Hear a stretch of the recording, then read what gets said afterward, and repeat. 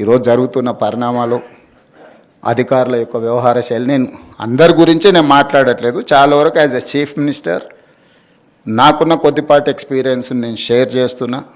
అధికారుల ఆలోచనలో, విధానంలో మార్పు రావాలి. నిబద్ధత కలిగిన అధికారికి తప్పకుండా గుర్తింపు ఉంటుంది. రాగానే పోస్టింగ్ రాకపోవచ్చు, కానీ రాష్ట్రానికో ప్రజలకో ఏమన్నా చేయాలి అని నాయకుడు అనుకున్నప్పుడు ఖచ్చితంగా నిబద్ధత అధికారి ఎక్కడున్నాడో ఎతికి మరీ పోస్టింగ్ ఇస్తాం. ఎందుకంటే మేము పర్ఫామ్ చేయాలంటే మేము డైరెక్ట్గా పర్ఫామ్ చేయడానికి ఏమి ఉండదు. My officer has to perform, then only I can say something.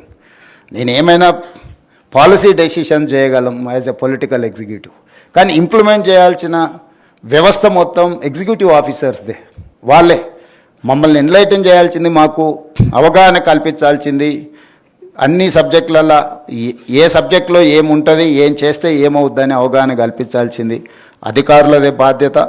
అలా చెయ్యాలనే అధికారులను కోరుకుంటూ, గోపాలకృష్ణ నాయుడు గారు లాంటి సీనియర్, దాదాపుగా first prime minister to present prime minister వరకు వారి అనుభవాలు ఇతర అధికారులు నేర్చుకోవాల్సిన అవసరం ఉన్నది.